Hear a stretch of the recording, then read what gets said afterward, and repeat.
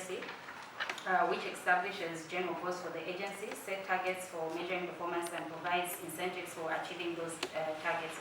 They include a variety of incentive-based mechanisms for controlling public agencies, controlling the outcome rather than the process. So a large number of governments and international organizations are currently implementing policies using this method to improve the performance of public enterprises in their countries. And so for performance contracts represent a state-of-the-art tool for improving public sector performance. They are now considered as an essential tool for enhancing good governance as well as accountability for results in the public sector. So as PMRC, we do know that with the implementation of performance contracts, it will bring about positive outcomes, which include improved efficiency in service delivery. There will also be an improvement in performance and efficiency with regards to resource utilization and ensuring that public resources are focused on attainment of key national policy priorities. It also includes the ability to measure as well as evaluate performances and the ability to link rewards for work to measurable performances. And lastly, it will also be used in ensuring that the culture of accountability pervades all levels of government. So in this case, we're looking at it in terms of the board of ZDIS. Now, moving on to lessons learned from best practices, there are actually a number of countries that are implementing performance contracts in public enterprises, and these include Kenya, India, South Korea, France, and Pakistan. But for the purpose of this submission for PMRC, we picked on Kenya and South Korea because we hope to draw lessons in which we can also help to derive or to provide a way forward for the implementation of performance-based contracts. So the first country is Kenya, and the Kenyan government introduced performance contracting in the public sector as one of the tools to improve its delivery. So since its introduction in 2004, when only a few state corporations were participating, performance contracting is now being implemented in the majority of ministries, departments, as well as agencies. And so as for Zambia, we do know that ZDIS has actually taken this route of introducing performance-based contracts, and we do hope to learn some lessons from Kenya, who had initially begun the implementation of performance contracts with a few cooperating partners, and it has since upscaled to other ministry departments as well as government agencies, which we also hope may also not just be for ZDIS, but also other in Zambia. We can also adopt the same performance-based contracts with regards to parastatals and other statutory bodies.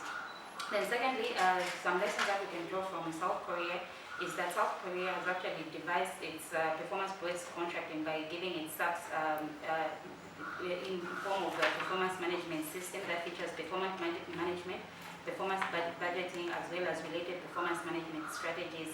And also for South Korea, as well of also effectively implementing performance-based contracts, they've also come up with an act of Parliament, which is actually a framework to an act of government performance evaluation system, which provides a legal framework governing the issuance of performance-based contracting in the country. So as PMRC also feel that lessons can also be learned from ZDIS with regards to this, or maybe even further upscaling to government bodies, where we can also in future have an act that will also govern, provide a legal framework that will govern performance contracts in Zambia. So with this, Chair, I will end my submission here.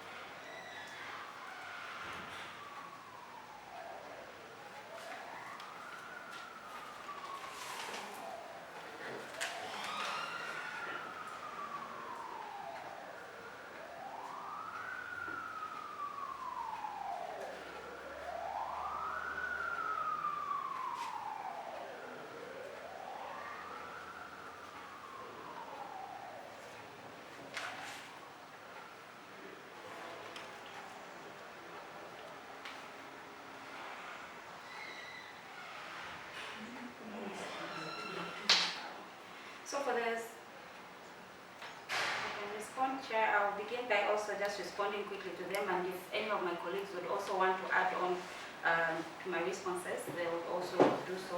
So with regards to the substitution of the permanent secretary from the board, as PMRC, it does state, as I also earlier alluded to, the fact that in as much as the permanent secretary has been removed, the Act does not clearly state whether it will be someone from outside or maybe the permanent secretary from the Ministry of Foreign Affairs will indeed be part of the board, which is also bringing about some ambiguity as well as inconsistency in terms of policy. So for PMRC, we actually do believe that the substitution, if it's left open like that, we might as well just stick to the issue of having the permanent secretary as the chairperson of the board. And with this regards, we do know that the permanent secretary is actually technocrats, and they do also report to the minister. So in this day, it's better off we have someone who's of a very high level who will be able to also respond to the minister in charge, as opposed to just bringing in someone who might not even be from within the ministry. So looking at the goals and the objective and the mandate of the institution, it would be better off to have someone with the technical experience to head the chairmanship. Then with regards to performance-based contracts, we as PMRC do agree to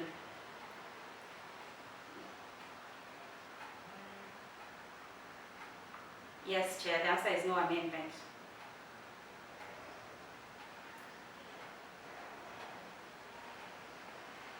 For contract, we do say yes, and one of the challenges that we've actually highlighted, the Auditor General's report had issued out a report on performance of parastatals and statutory bodies for the period 2013 and 2016, and one of the challenges that they had noted were issues to do with poor corporate governance, where we'd also have ineffective board of directors. So as PMRC, we do believe that with the introduction of performance-based contracts, and also given the various lessons that we've given in my submission, as well as the benefits of having performance-based contracts, it will also help to improve the efficiency and effectiveness of the board. So for the performance-based, for performance contracts, we as PMRC do say yes, it should be amended to include performance contracts within that of the board of cities.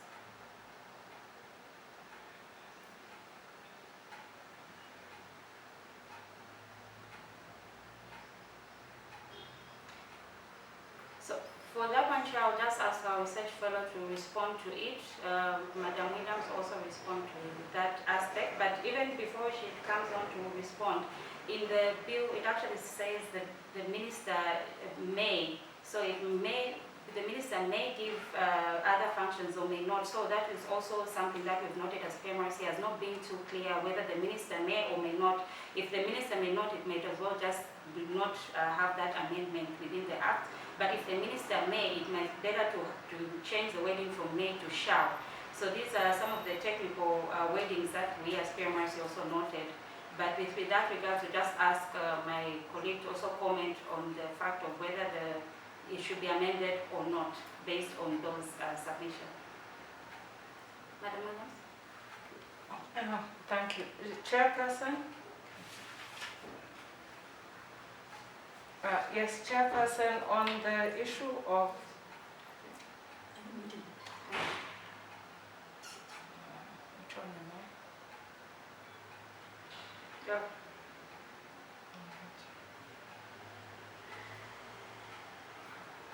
Chairperson?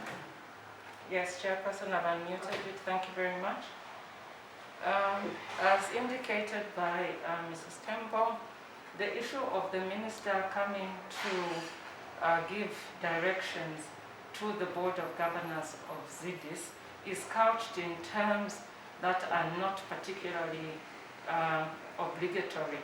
The use of the word may imports a discretion on the part of the minister implying that he may actually enforce this power, but as long as it is enshrined in the statute, it almost leaves a door open to the minister actually coming in to give such direction.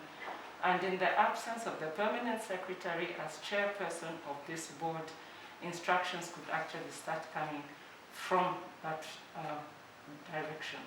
So we are uncomfortable with the issue of the minister issuing directions to the Board of Governors, particularly that the chairperson should ideally already be given these instructions for and on behalf of that office.